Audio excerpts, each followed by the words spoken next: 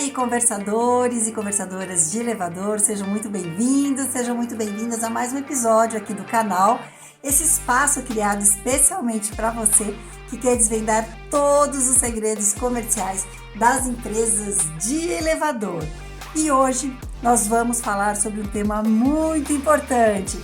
Kátia, minha empresa está crescendo, socorro, tenho um problema. Dá para imaginar que o crescimento de uma empresa seja um problema? E a gente vai falar bastante sobre isso. E antes da gente começar, um agradecimento à Infoleve, nosso parceiro desde o comecinho aqui do canal e que permite que eu esteja aqui semanalmente para tratar desses temas tão importantes com você. Bora lá pro assunto?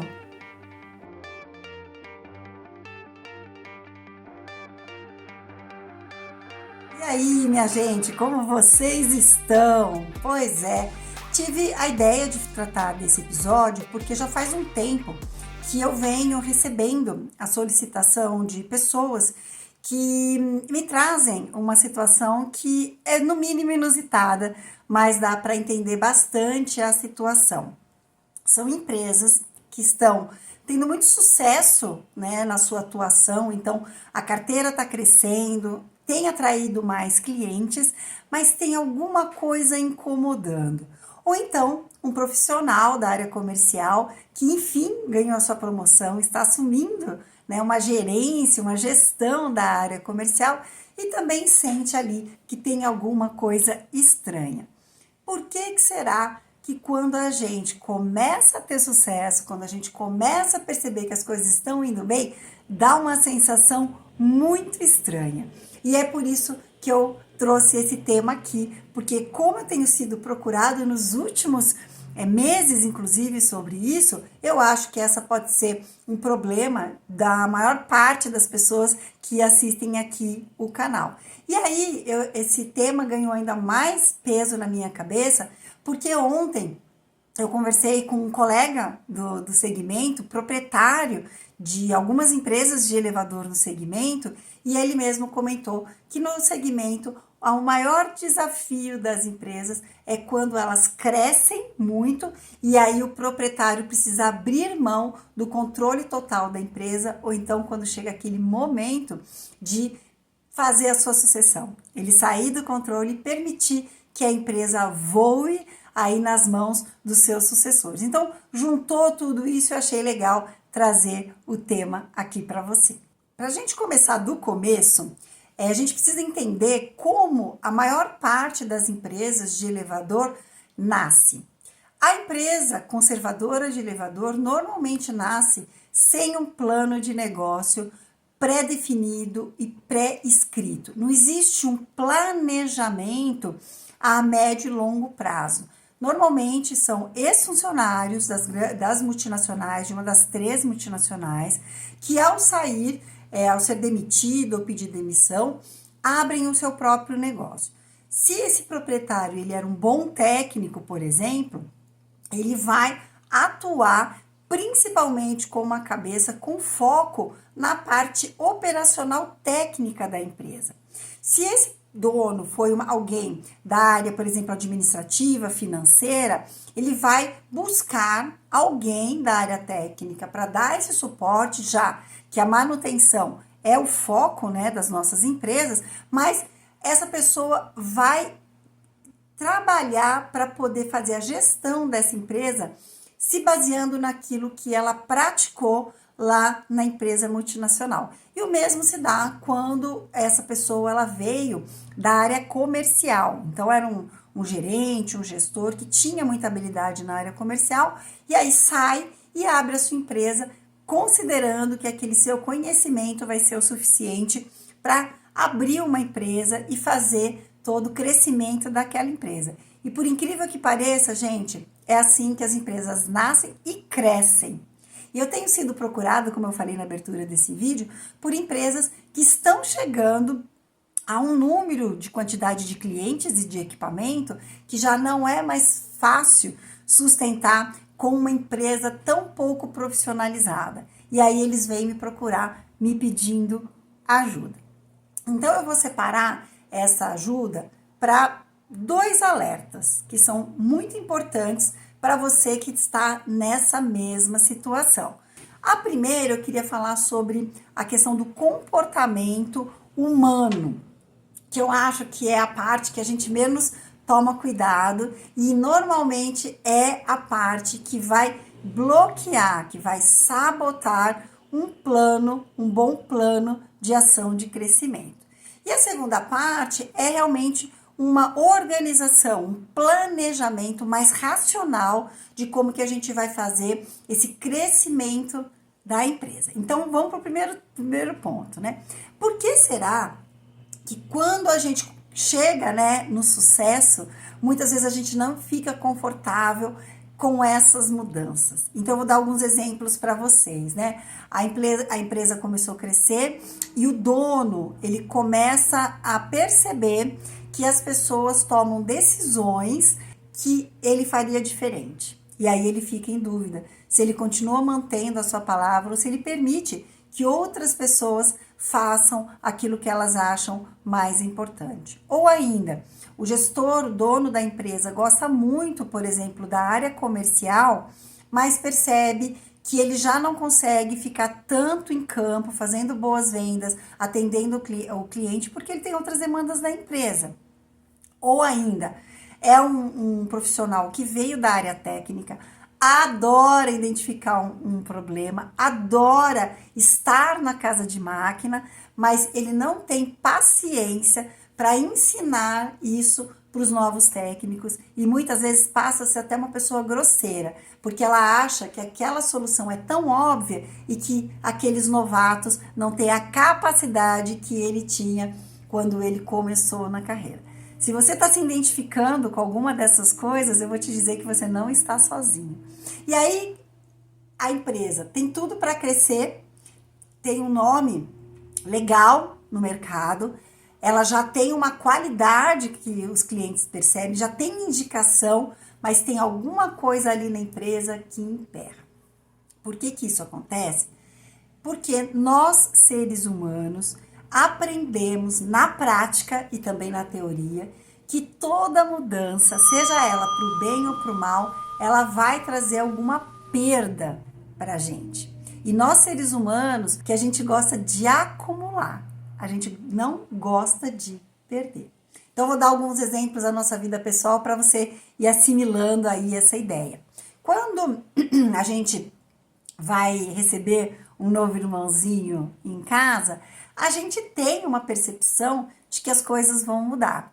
Quando o irmãozinho chega em casa e a gente vê aquela nova criança ali e a gente começa a ter alguma birra, alguma coisa, os nossos pais falam, não fica assim não, nada vai mudar, o nosso amor vai continuar sendo o mesmo por você.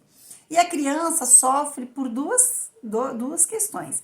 Primeiro que ele perdeu sim, né? Então ele perdeu o lugar de único, exclusivo na atenção desses pais, então ela sofre por isso, e isso é natural, mas ela sofre por ter sido enganada por aquelas pessoas que ela mais ama. Porque os pais, ao invés de dizer, sim, temos mais um irmãozinho, o nosso amor vai mudar por você, ele vai ficar ainda maior, os pais desmentem aquela sensação e a gente desvaloriza aquilo que a gente está sentindo.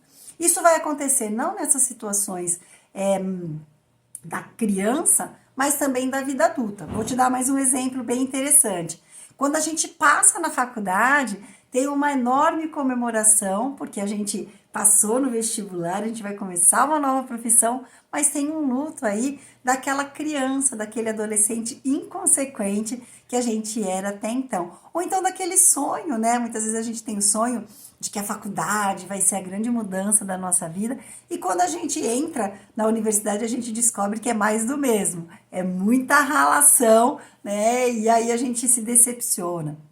Ou ainda, quando a gente toma uma grande decisão da nossa vida, que é o casamento, se unir a uma outra pessoa. Por um lado, tem uma grande comemoração de uma nova fase da vida, mas por outro, tem uma perda de uma liberdade, de outras possibilidades, de outras vidas que a gente poderia viver se a gente não tivesse se comprometido com aquele matrimônio, com aquela união.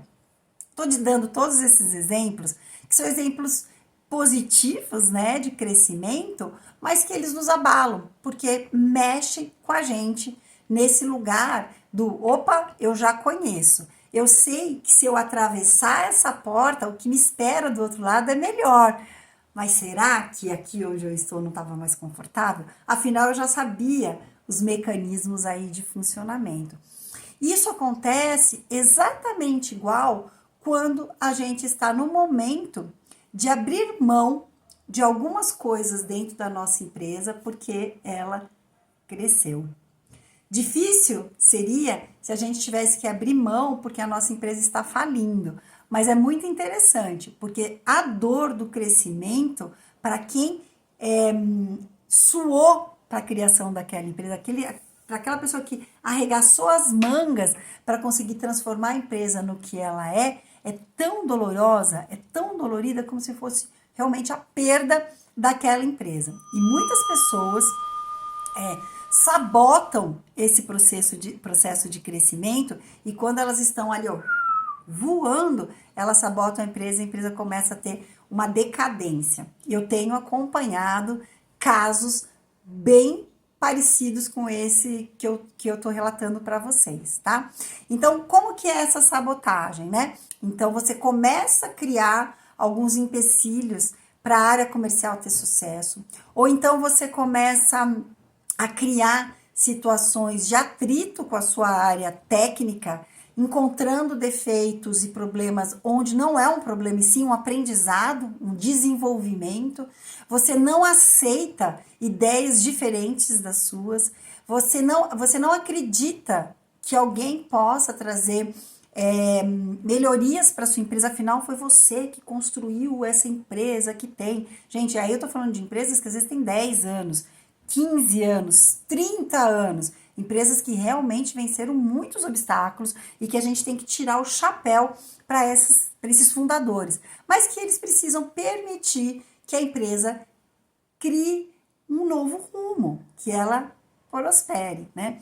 Então isso é natural, mas isso precisa ser desbloqueado se realmente a sua empresa tem potencial e você quer que a sua empresa dobre o tamanho, cresça, crie novas linhas de produto, seja uma empresa reconhecida no mercado em que você atua.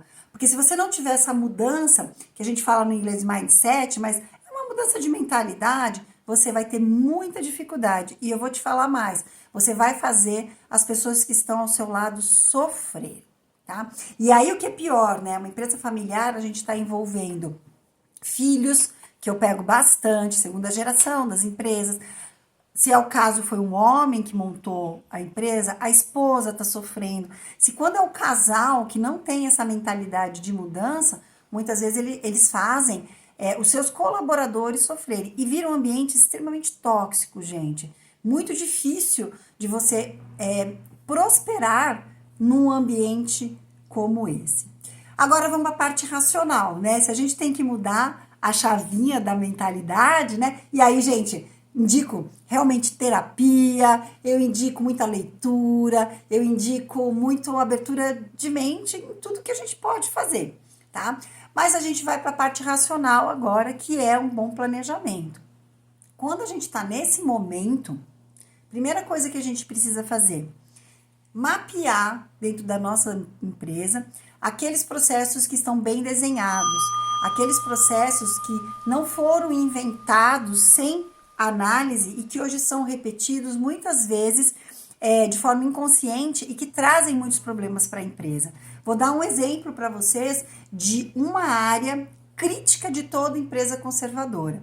A gente fala, né, que o cliente tem aquela crença ainda de que a gente não tem acesso às peças e componentes, que é uma mentira, né? O mercado hoje aí tem peças e componentes que a gente precisar, a gente tem para comprar, para adquirir. Mas o problema das peças e componentes não é encontrar essa peça e esse componente no mercado. Muitas vezes é o meu processo de compra, de armazenamento e de logística de entrega até o cliente. Eu não parei para pensar sobre isso. E eu fiz a minha empresa no automático, Será que não tem uma forma de melhorar esse processo? E aí a gente tem que mapear, desenhar mesmo o processo, tá? Como se fosse um fluxograma, e eu costumo fazer isso para os meus clientes, a gente desenha um fluxograma e aponta, né? Olha, aqui você abre esse processo de pedido de peças aqui pelo seu ERP, né? Mas também faz um WhatsApp, e aí tem 3 pessoas que cuidam desse tema, e aí fica o deixa que eu deixo e ninguém faz. E o cliente está lá na ponta esperando, achando que a sua empresa não consegue ter acesso a peças e componentes, quando na verdade o que está faltando é um bom desenho de processos. Então, isso é fundamental. O segundo é a gente definir com clareza, gente, quais são os papéis dos sócios e dos diretores ou gerentes dentro da empresa. Esse é talvez o ponto mais crítico dentro das conservadoras, porque muitas conservadoras não enxergam a necessidade de ter clareza na definição das funções ou de cada sócio ou de cada pessoa da família, e fazer com que o sócio majoritário, né, o proprietário daquela empresa, respeite essas funções. E aí a gente tem uma briga ali, né, de quem faz o quê. Então é preciso a gente definir isso com clareza, porque isso vai dar liberdade para o sócio da empresa poder fazer mais, pensar lá na frente, pensar em novos negócios, né? E se ele não quer fazer isso, ele pode abrir esse espaço para outra pessoa que queira, por exemplo, um filho, uma filha, tá? Então isso é muito importante. E também é necessário a gente pensar nas finanças dessa empresa. O que eu também percebo é que no segmento aí de conservação dos elevadores, muitas empresas têm um certo medo ou até uma vergonha de abrir seus números quando nós estamos fazendo a consultoria. E isso é um problema, porque se a gente não consegue enxergar a realidade daquela casa, a gente não consegue perceber e entender se aquela empresa realmente é viável. Então, muitas empresas têm facilidade de abrir, assim, quantidade de elevadores mantidos, preço médio de contrato, quantidade de vendas de peças e componentes mês, isso até se abre. Mas na hora que a gente pede para ver o balanço mensal mesmo, né, para onde está indo esse dinheiro, as empresas têm um pouco de vergonha de falar sobre isso. Típico do brasileiro, né, gente? Que a gente não gosta de falar de dinheiro. Mas quando a gente pede ajuda, a gente precisa estar aberto para aquilo que virá nessa ajuda.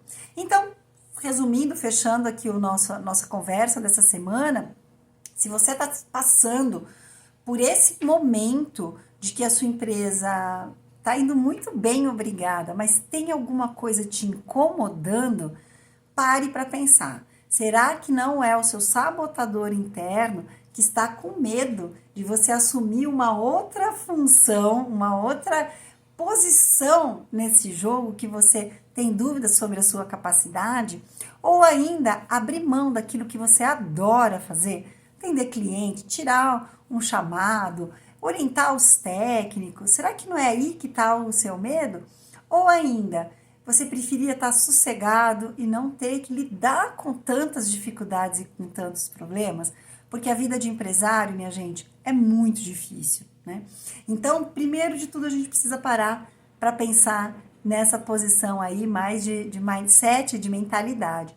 E segundo, começar a ter coragem de arregaçar as mangas e processar, criar processos, criar definições para sua empresa. É como se a gente fizesse uma ISO, né, da sua empresa, mas sem precisar contratar uma empresa que faça isso. É fundamental que você tenha esses documentos escritos, porque a partir do momento que você passa a ter 10, 15, 20, 100, 150 funcionários, você já não vai dar conta de ter todas essas definições aqui, ó, na sua cabeça. É preciso que isso esteja no papel para um melhor controle.